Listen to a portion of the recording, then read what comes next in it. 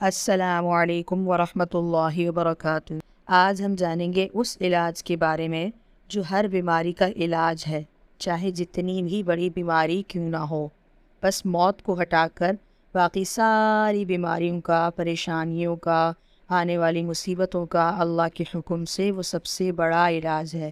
تو پہلے ہم اس کی فضیلت جانیں گے قرآن و حدیث سے، پھر اس کے فائدے۔ تو ہم بات کر رہے ہیں صدقے کی۔ جی، صدقہ کسے کہتے ہیں اور اس کے کیا فائدے ہیں؟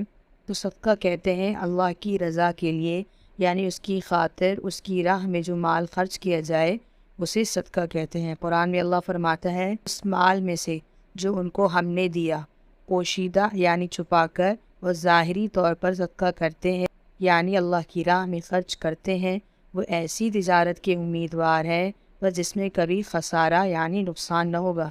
یعنی اللہ خود فرما رہا ہے تم میری راہ میں اگر خرچ کرو گے تو تمہیں فائدہ ہی ہوگا، تمہارا مال بڑھے گا، کم نہیں ہوگا، نہ ہی اس میں کوئی نقصان ہوگا۔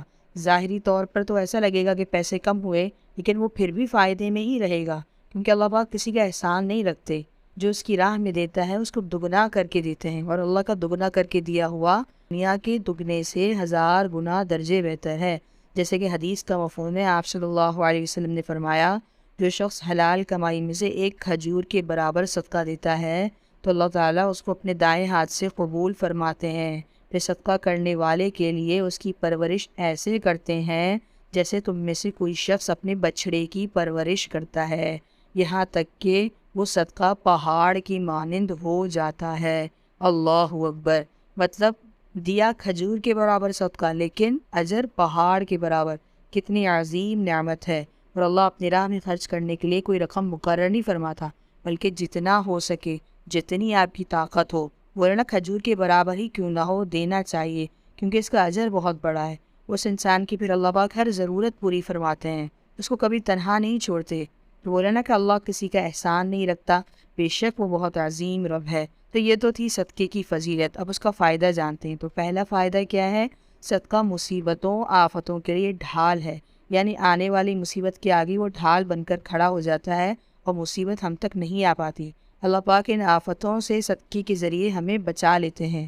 جیسے کہ حدیث کا مفہوم ہے، آپ صلی اللہ علیہ وسلم نے فرمایا صدقہ مصیبتوں اور پریشانیوں کو ٹال دیتا ہے۔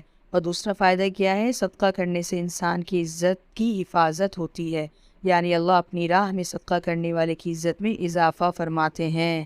تیسرا فائدہ کیا فرمایا؟ صدقہ ہر قسم کی بیماری کا علاج ہے، صرف موت کو چھوڑ کر ہر بیماری کا علاج صدقے میں ہے۔ یعنی آپ نے ہر طرح کا علاج کروا لیا پھر بھی فرق نہیں پڑا تو صدقہ کرنا چاہیے، اس سے اللہ تعالیٰ ضرور شفا دیتے ہیں۔ اور چوتھا فائدہ کیا ہے؟ جیسے کہ میں نے کہا کہ مال میں برکت ہوتی ہے، صدقہ دینے والا ہمیشہ فائدے میں رہتا ہے۔ اللہ قرآن میں فرماتا ہے جو لوگ اللہ کی راہ میں مال خرچ کرتے ہیں ان کی مثال اس تالے جیسی ہے جن میں سے 7 بالیاں نکلیں اور ان میں سے ہر بالی میں 100 دانے ہوں، اور اللہ جسے چاہے بڑھا چڑھا کر دے، اور اللہ کشادگی اور علم والا ہے۔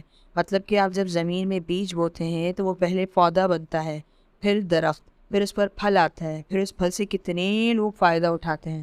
یہی مثال صدقے کی ہے کہ آپ جتنا دیں گے اتنا ہی فائدہ ہوگا آپ کو۔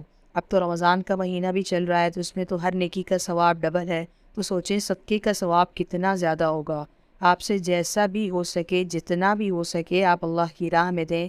ضروری نہیں کہ لاکھوں یا ہزاروں دیں، آپ کے پاس اگر 1 روپیہ بھی ہو اور وہ بھی آپ سچی نیت سے اللہ کی راہ میں دیں تو اللہ پاک آپ کو اس کا بہترین اجر دے گا۔